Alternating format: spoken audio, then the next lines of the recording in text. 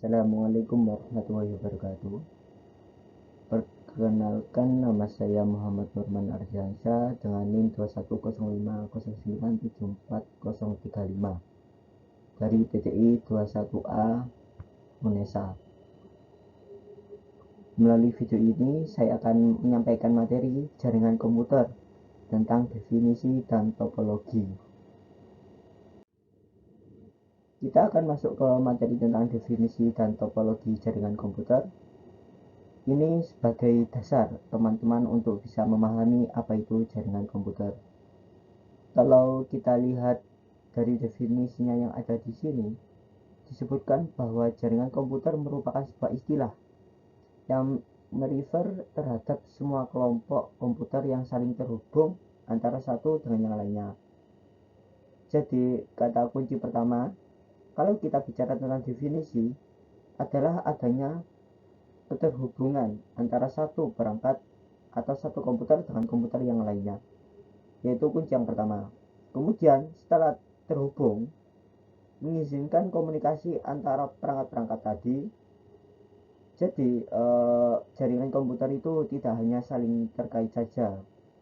Maksudnya begini, kalau misalkan teman-teman menghubungkan kabel dari satu komputer ke komputer yang lain, walaupun secara fisik memang komputer itu saling terhubung, namun belum bisa disebut dengan jaringan komputer. Tetapi ketika kita bicara jaringan komputer, harus ada efek atau dampak dari yang satu setelah kita hubungkan kabel tadi antara satu komputer dengan komputer yang lain, dan harus bisa berkomunikasi.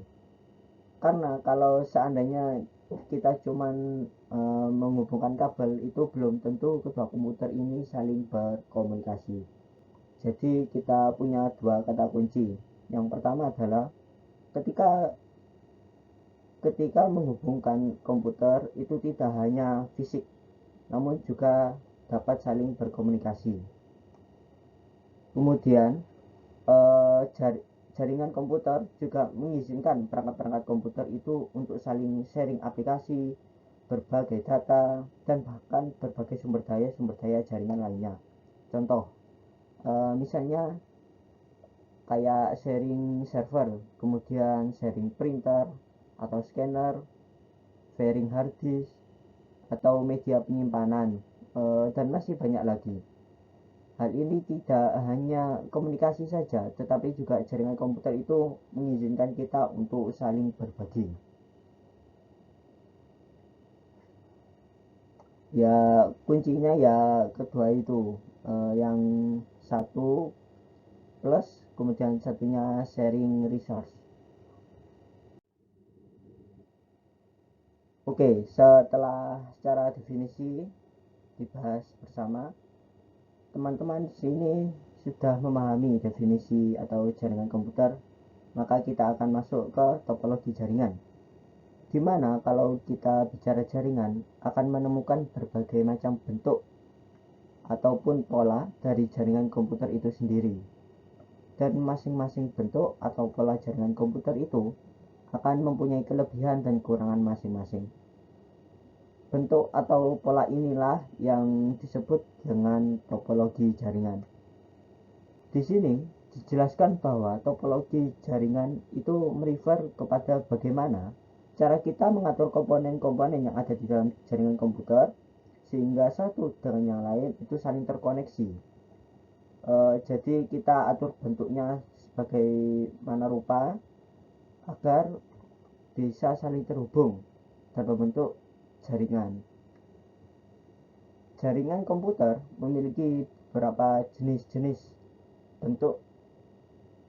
Yang pertama disebut dengan topologi logik, dan yang kedua adalah topologi fisik, di mana topologi logik ini diartikan sebagai sebuah perangkat-perangkat jaringan itu saling terhubung antar network, kemudian didesain secara arsitektural komunikasi.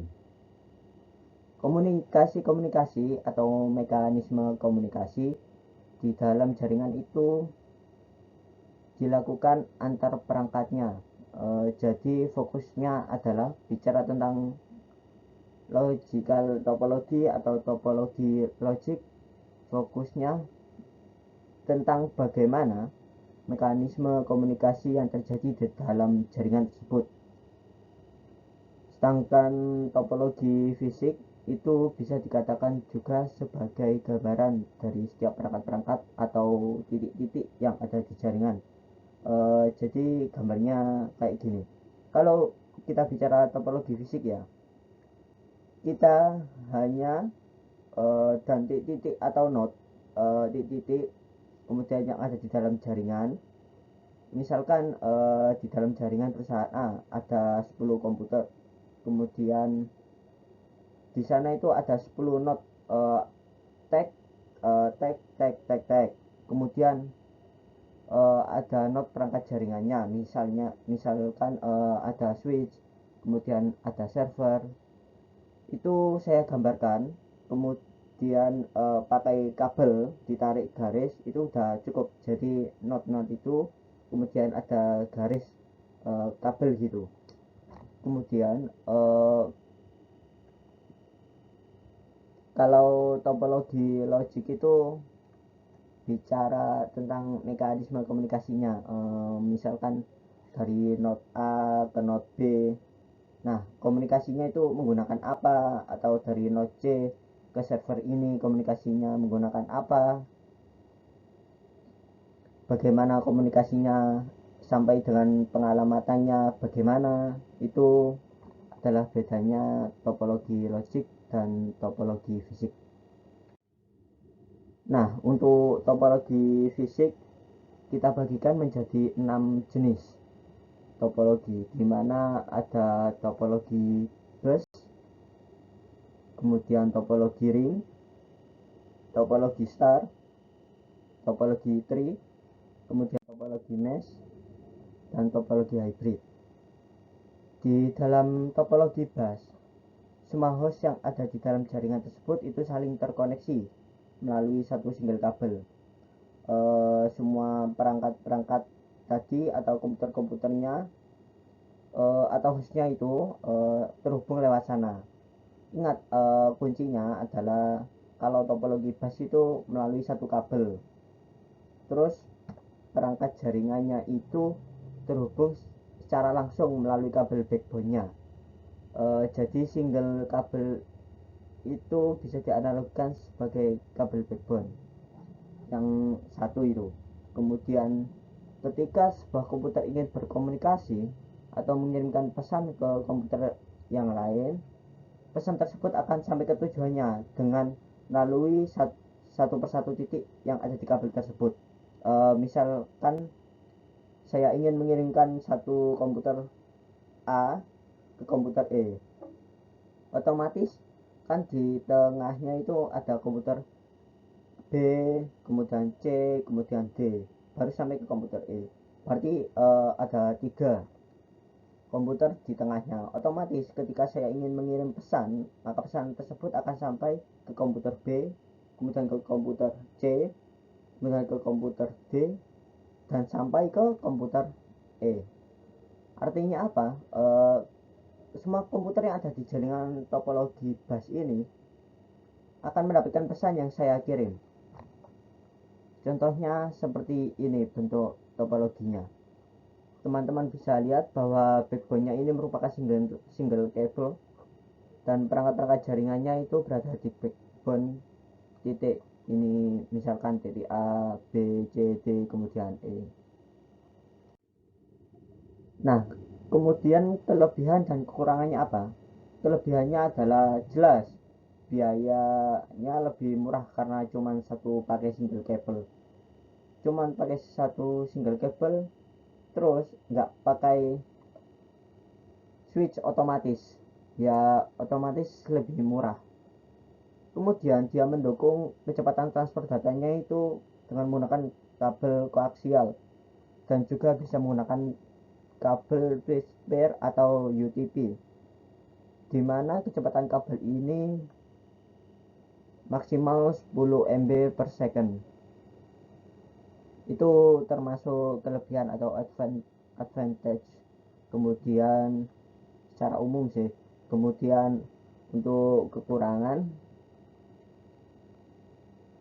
topologi bus ini sering terjadi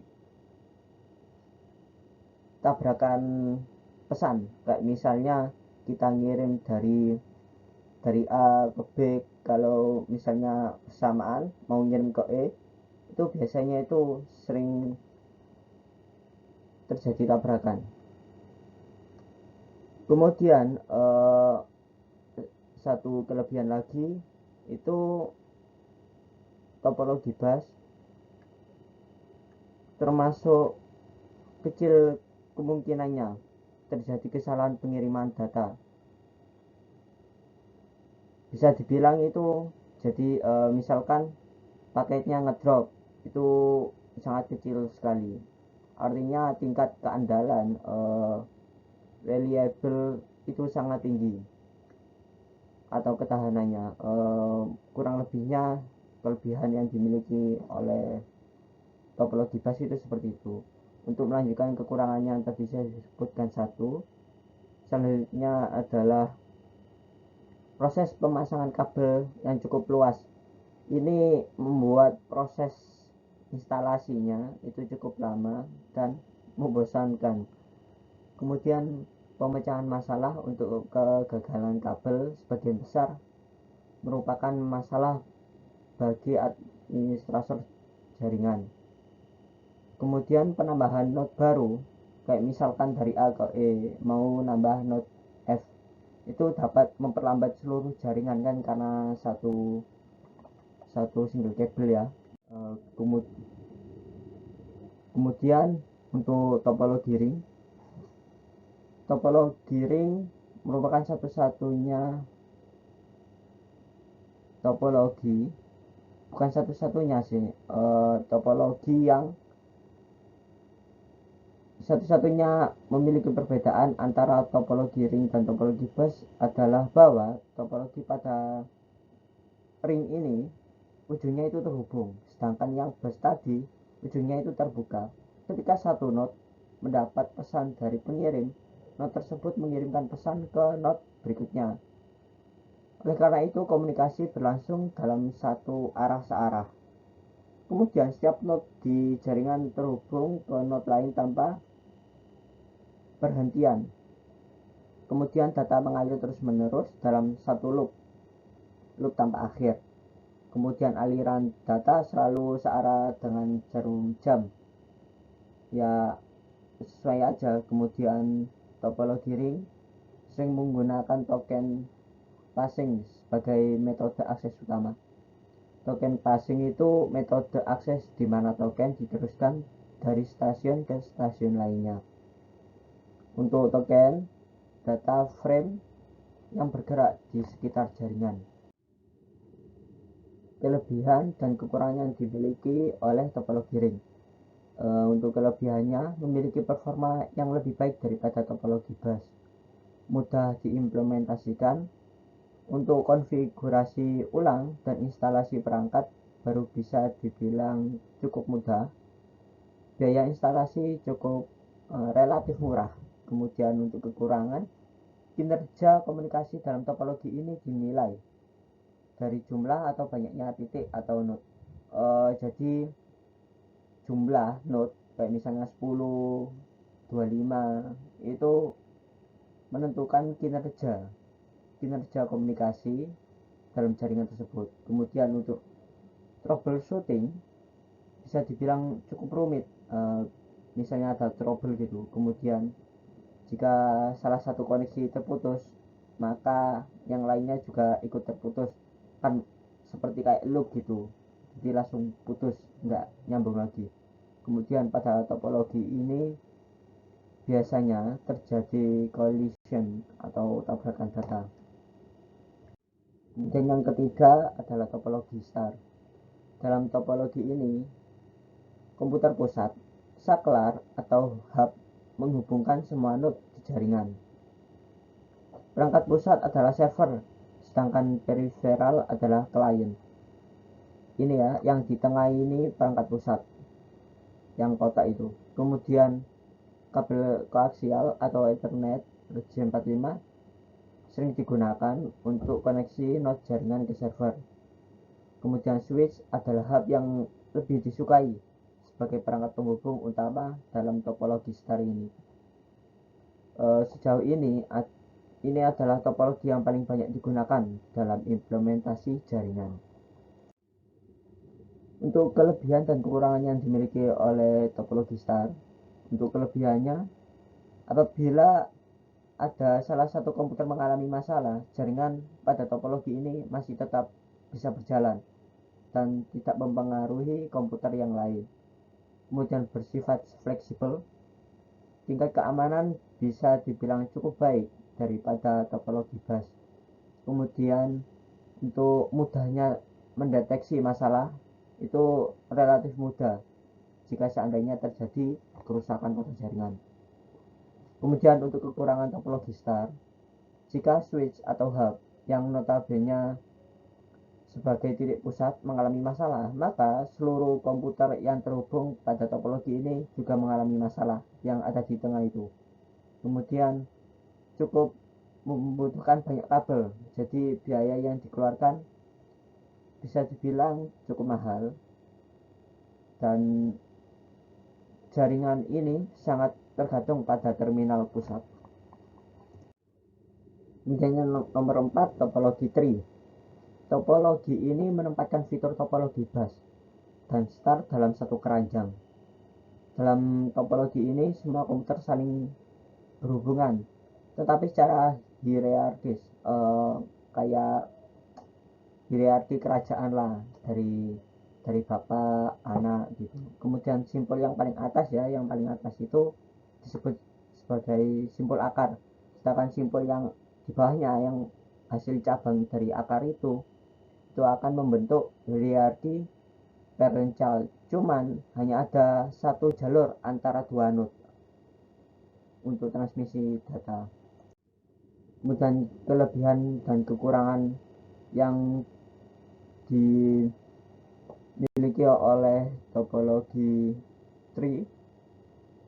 Untuk kelebihannya, baik untuk jaringan besar yang dibagi menjadi beberapa kelompok, misalnya organisasi dengan berbagai departemen pelatihan, keuangan, pemasaran, dan lain-lain. Lebih mudah dikelola karena jaringan dibagi menjadi beberapa segmen, yang segmen cabang tadi. Kemudian cukup kuat bila dikonfigurasi dengan benar. Namun jika sub jaringan rusak itu tidak akan mempengaruhi jaringan lainnya, jadi aman saja. Untuk kekurangan, mahal untuk membangun karena melibatkan banyak peralatan jaringan dan kabel. Kemudian tergantung pada bagaimana jaringan pohon atau topologi tree itu dibangun kembali. Jika node paling atas atau hub pusat itu turun, maka seluruh jaringan dapat lumpuh. Kemudian yang kelima, topologi mesh. Semua komputer saling berhubungan melalui koneksi redundan dalam topologi ini. Ini menawarkan jalur banyak yang berbeda dari satu simpul ke simpul yang lainnya. Dalam topologi ini tidak ada perangkat penghubung seperti saklar atau hub. WAN biasanya diimplementasikan pada topologi mesh karena kegagalan komunikasi adalah perhatian serius. Ini juga sebagian besar diterapkan di jaringan nirkabel. Rumus untuk membentuk topologi mesh ditunjukkan di bawah ini. Seperti ini harusnya. Kemudian kelebihan dan kekurangan yang dimiliki oleh topologi mesh. Untuk kelebihannya, jalur pengiriman data yang digunakan itu sangat banyak, jadi tidak perlu khawatir akan adanya tabrakan data atau collision. Kemudian besar bandwidthnya itu cukup lebar. Keamanan pada topologi ini bisa dibilang sangat baik. Kemudian kekurangannya, proses instalasi jaringan ini sangat rumit, kemudian membutuhkan banyak kabel, memakan biaya instalasi yang sangat mahal ya karena banyak kabel itu. Kemudian yang terakhir adalah topologi hybrid, penggabungan topologi jaringan yang berbeda, setidaknya dua di antaranya menghasilkan yang lain. Topologi yang secara konvensional ini disebut sebagai topologi hybrid. Ini adalah hubungan antara tautan dan komputer yang berbeda untuk transmisi data. Hybrid hanya dapat dibentuk dengan kombinasi topologi yang berbeda. Misalnya, kombinasi topologi bus dengan bintang. Namun, topologi kombinasi ini tidak menghasilkan topologi hybrid. Kemudian kelebihan di desain, hasil desainnya itu fleksibel, kemudian dapat diskalakan, diatur sesuai dengan kebutuhan.